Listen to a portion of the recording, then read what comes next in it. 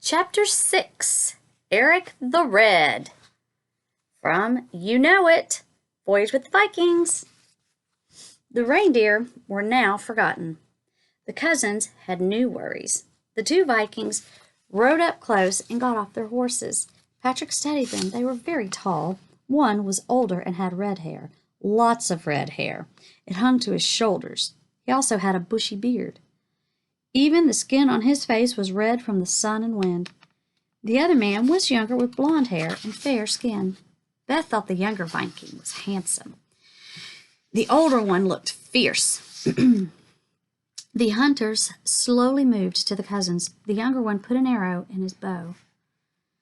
He pulled back the string. He pointed the arrow at Patrick. The elder Viking moved even closer. He lifted his sword. Patrick noticed there was a bright yellow stone on the handle. Beth spoke out of the side of her mouth. "Drop the spear," she said quietly. "What?" Patrick said. "Drop the spear," Beth said again. "They think we're enemies." Patrick had forgotten about the spear. He looked at it. The tip was made of an animal tusk, and it was pointed straight at the men. He let the spear fall to the grass. At once the younger Viking lowered his bow, but the older Viking kept hold of the sword. The older red-haired Viking looked at Patrick. His mouth curved in a half smile. He turned to the younger Viking. "The boy prisoner has shown great courage." "Oh, he's a prisoner now, is he?" "The boy prisoner has showed great courage," the Viking said. He was talking as if the cousins couldn't hear him.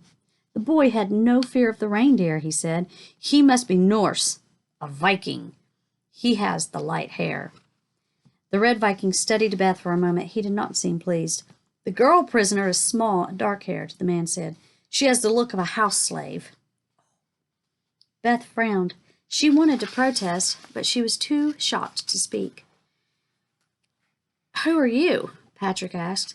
The red Viking looked at Patrick. "I am Eric the Red," he said. He made a fist with his hand and thumped his chest twice. Patrick didn't recognize the name, but Beth did. She gasped. "Oh, you're the ruler of Greenland," she said. Eric nodded. Then he said proudly, "This is my son Leif." Remember, we've read about them in our history. If you guys have been reading your history books, read about them. He nodded toward the blonde Viking. The younger man now came closer. "You are trespassing on our land," Leif said. "We are?" Patrick asked. Eric looked around. "Where is your ship?" he asked. "Where are your oarsmen hiding?" Eric leaned in closer. The children could smell his breath. He smelled of fish and salt. "Did the king of Norway send you to spy on us?" Eric said. "Tell me the truth, or you will feel the blade of my sword." Patrick didn't know what to say. He had no idea if Norway had a king. He didn't even know where Norway was. His mouth was dry. His heart was pounding. Beth's eyes grew large as saucers. Eric the Red was famous for fighting. No words would come out of her mouth. She couldn't breathe. Finally, Leif spoke up. "Father," he said, "they are but children." The older Viking took a step back and turned toward his son. "Ha! Children are the best spies, I say," Eric said. Leif laughed kindly. "But they are also Christians," he said. Eric looked surprised. "Oh?" "Look closely," Leif said. "The girl wears the sign of a cross. See the brooches at her shoulders?" Beth looked down at her brooches. She hadn't paid much attention to them before. They were gold and round. Each one had a cross in the center. "The boy also wears it," Leif said. The clasp on Patrick's bearskin cape was silver. It was shaped like a kite. The cross was in the center. Eric grunted in anger. He reached out and stroked the fur of Patrick's cape. "Give me the silver-skinned cape," Eric said to Patrick. "Since I am the ruler here, it belongs to me." Patrick's hands shook as he reached to undo the clasp. "No, father," Eric said. "Please let the boy keep his cape. They are Christians. I will defend their rights." Eric glared at his son. He spat on the ground. "You are too soft and kind. Why can't you be more like a Viking?" "Always using a sword? Stealing?" Leif asked. "I will not just take what I want or kill for it. I am an honest trader." "Honest?" Eric said. He sneered, and then he shook his sword at Leaf. The yellow stone on its handle sparkled in the sunlight.